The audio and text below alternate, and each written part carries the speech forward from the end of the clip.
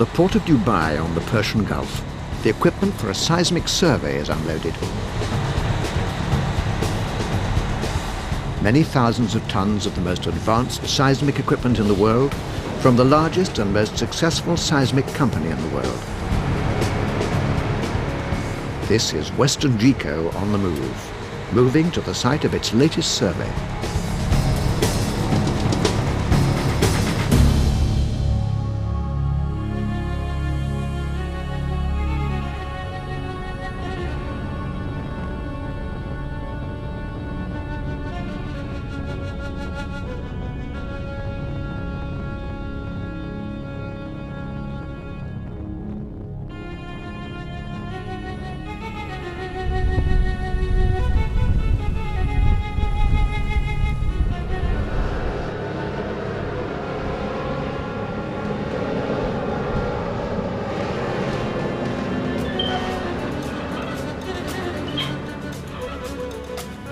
Six hours drive across the desert from the nearest town, a small self-contained village is taking shape.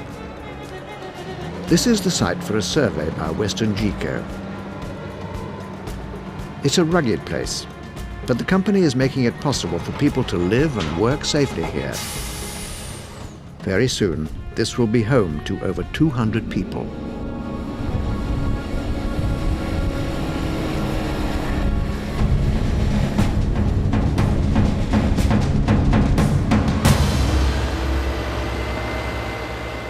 WesternGeco manufacturing companies and suppliers from all over the world have contributed to what the crew will achieve here.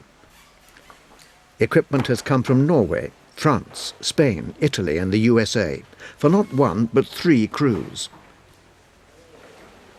It has been designed to the highest specifications and built to take everything that man and desert can impose on it. And just before it leaves for the survey, it is tested yet again to make sure it'll deliver when the time comes. Every shipment that leaves is a major investment, and it's better to rectify a fault now than suffer its effects later on.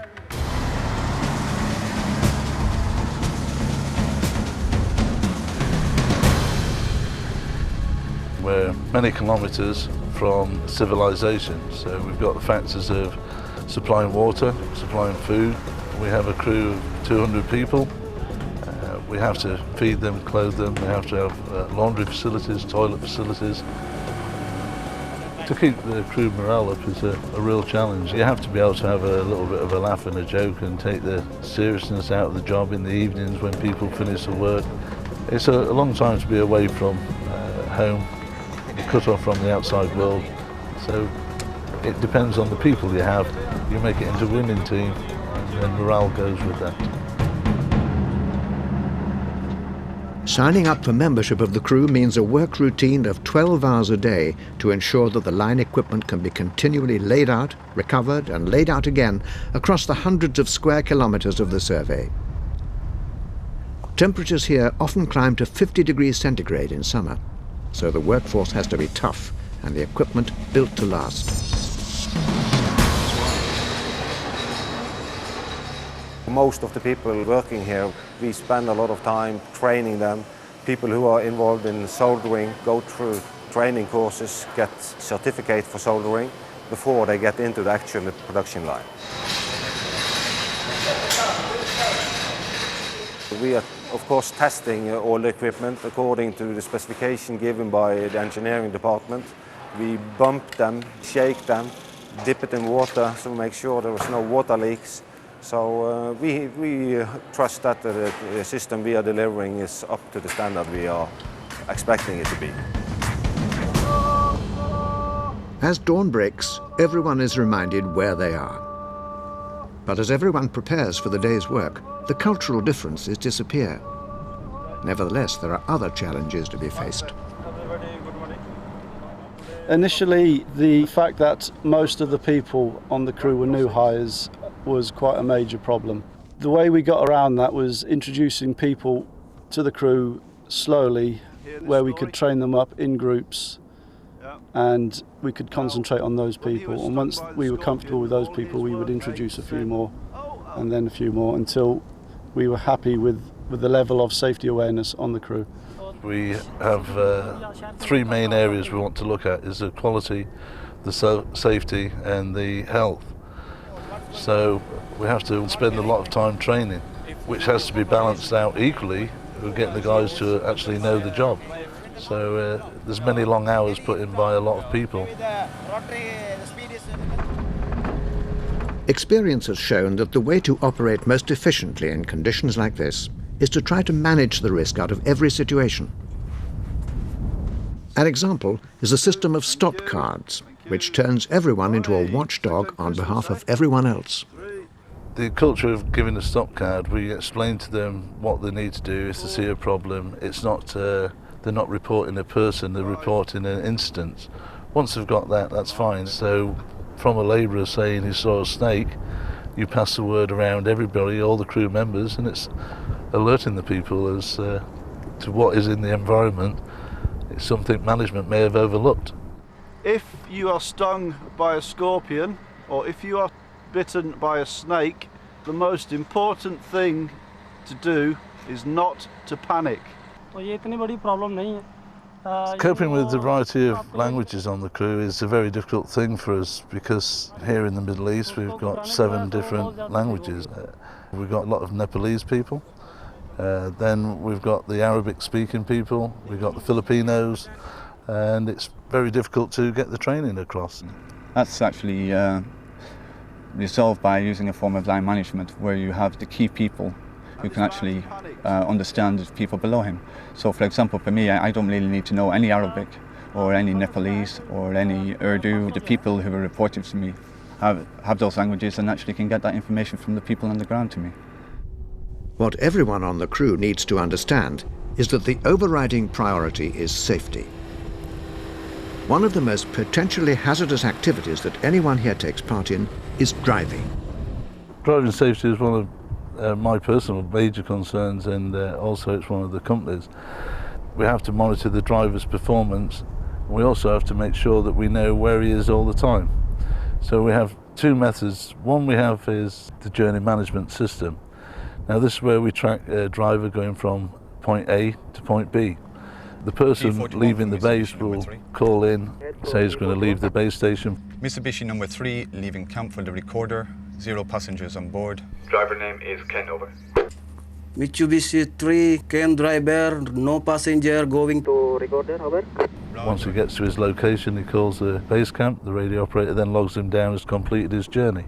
Now if for some reason the driver either forgets to call in, or if he's unfortunate enough to have an accident, the radio operator will be calling to find out what happened to him. So that is really important in terrain like this, that all vehicles are known where they're at.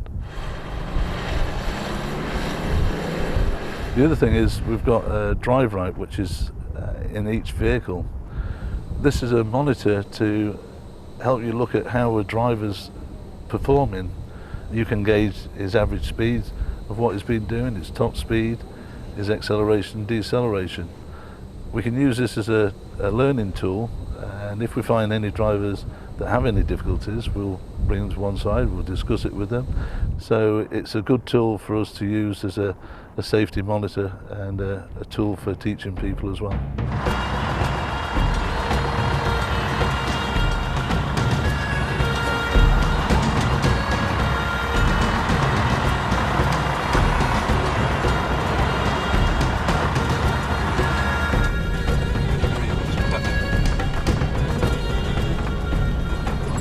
The first people out in the field are the survey department, and they survey all the sources and the receiver positions in the correct place. They then give us back information in the form of coordinates and also elevations, which we then merge into our IMS information management system. The 2-man teams go out into the field with a GPS receiver in a backpack with a handheld survey controller. Inside the controller is a design of coordinates of positions of receiver and source points covering the whole survey area. The survey backpacks receive corrections from the base station over the area of the prospect, reducing the errors from around 3 meters down to centimeter errors. With the receiver positions established and fed into the computer, the equipment can now be deployed across the area to be surveyed.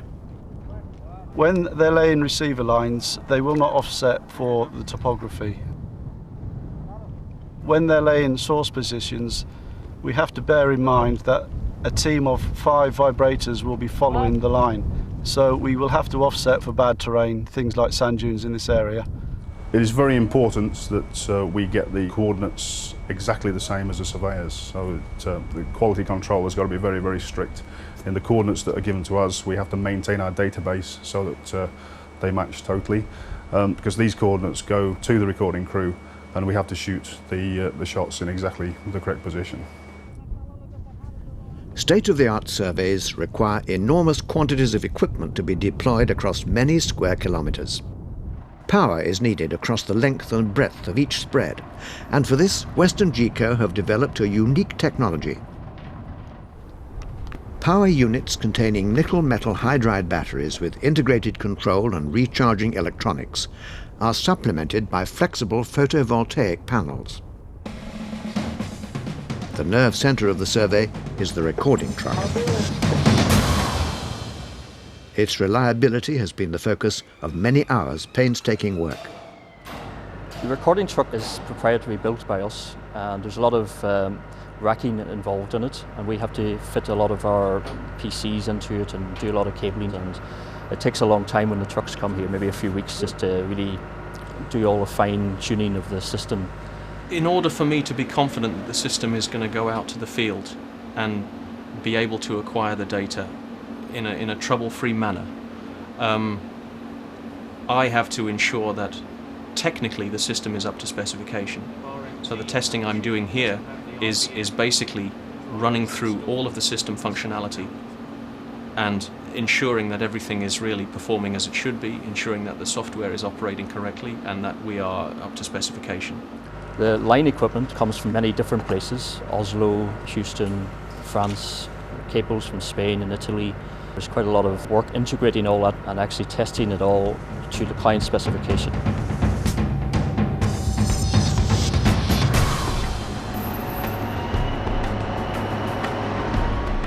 With the geophones precisely positioned, the vibrators move forward in synchronized lines, generating the sweeps to record the shape of the strata below.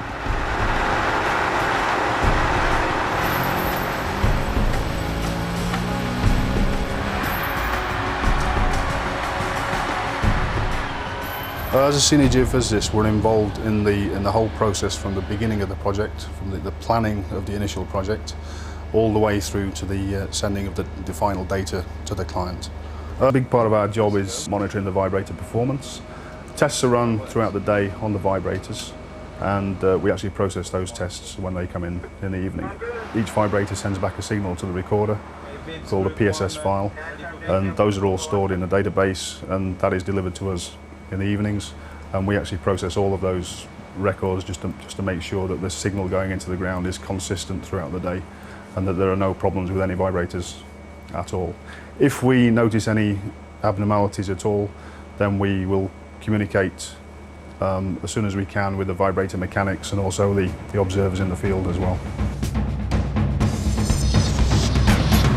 For absolute accuracy, the possibility of error has to be factored out of the equation, a process that has been integral to every manufacturing stage.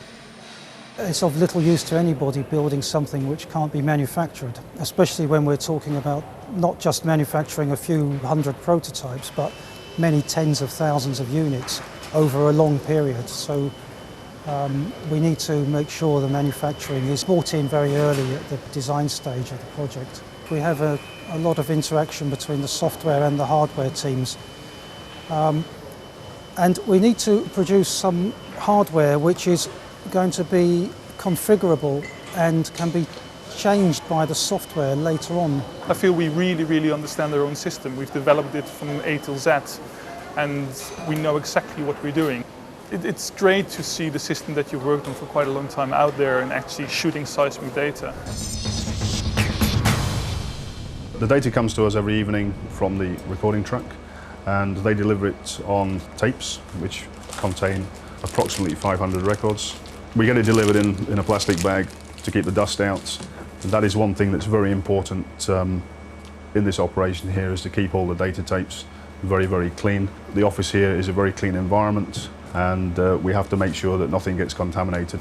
Once the tapes arrive, we load one of the sets of data from the tapes onto the computer, and then after that we actually make a copy and we store the tapes in locked areas in 3 different areas of the camp, just to make sure that there's no sort of danger to the data, because the data is worth a lot of money. An important part of our job is to liaise with all the other departments, from the surveyors to the observers to the party chiefs, and also the vibrator mechanics. It is absolutely necessary that we are here and that we are controlling the quality, because that's the most important thing, is to maintain the quality of the client's data. Just a small cassette of magnetic tape. But behind it, an organisation stretching out like a web. But to get a successful survey done as party chief really is the support. Once we have that within the team, then we need the support from elsewhere within the company. I've been very pleased with the results that we've achieved here in the short time, and I commend the workforce for what they've done, and that has been passed on by the client also. And a happy client is what it's all about. This crew is costing many tens of thousands of dollars a day, and WesternGeco operate over 50 such crews worldwide. The measure of whether or not it is money well spent will be in the volume of oil and gas that will one day be extracted here. And that will depend on the interaction of the people, technology and backup organisation that WesternGeco has brought together. Going by the demonstrably high level of professionalism combined with advanced technology that is probing the desert here, it would have been a wise investment.